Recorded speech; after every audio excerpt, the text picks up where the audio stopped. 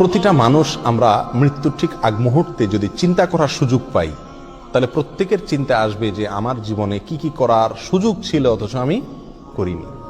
অতএব জীবনের প্রতিটি মুহূর্তকে, প্রতিটি সেকেন্ডকে মূল্যায়ন করা উচিত একজন মুমিনের জন্য। একটা মিনিট সময় এর ভিতরে যদি আমি আমল করতে চাই, তো বহু আমল 1 মিনিটের ভিতরে করা যায়। প্রতিদিনে 1440 মিনিট আমরা ব্যয় করে থাকি। এই 1440 মিনিট থেকে প্রতিদিন যদি 1 মিনিট আমি আমল করি আর এটা নিয়মিত করি আমার মৃত্যু পর্যন্ত, ইনশাআল্লাহ দেখা যাবে আমার আমল নামায় আমলের বিশাল পাহাড় জমা হয়ে গেছে। কিভাবে সেটা, কিসে আমল আমরা 1 মিনিটের ভিতরে এত আমল করতে পারি? কয়েকটা আমরা নজির স্বরূপ বলতে পারি। 1 মিনিটের ভিতরে আমি যদি সুবহানাল্লাহ পড়ি, 1 মিনিট সুবহানাল্লাহ পড়লে 100 বার সুবহানাল্লাহ বলা যায়। এটা পরীক্ষা করে দেখা হয়েছে, আপনি পরীক্ষা করে দেখতে পারেন। সুবহানাল্লাহ সুবহানাল্লাহ সুবহানাল্লাহ গুনে 100 বার সুবহানাল্লাহ পড়তে কতক্ষণ সময় লাগে?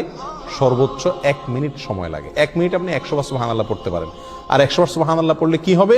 সহিহ মুসলিম হাদিসে আসছে, নবী সাল্লাল্লাহু আলাইহি ওয়াসাল্লাম বলেছেন, কেউ যদি 100 বার সুবহানাল্লাহ পড়ে, আল্লাহ সুবহানাহু ওয়া তাআলা তাকে 1000 নেকি দান করেন। 1000টি বিনিময় আল্লাহ তাআলা তাকে কিয়ামতের ময়দানে দান করবেন 100 বার সুবহানাল্লাহ পড়লে। তাহলে প্রতিদিন যদি আমি 1 মিনিট সুবহানাল্লাহ পড়ি শুধুমাত্র, তাহলে প্রতিদিন আমি 1000 করে নেকির মালিক হয়ে গেলাম। 30 দিনে 30,000।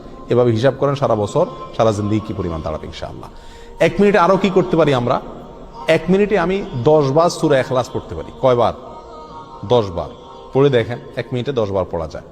9 বার কমপক্ষে আপনি পড়তেই পারবেন। নবী আলাইহিস সালাম তার এক হাদিসে বলেছেন যে, তোমাদের মধ্যে কেউ কি প্রতিদিন একবার গোটা কোরআন পড়ে শেষ করতে পারবে?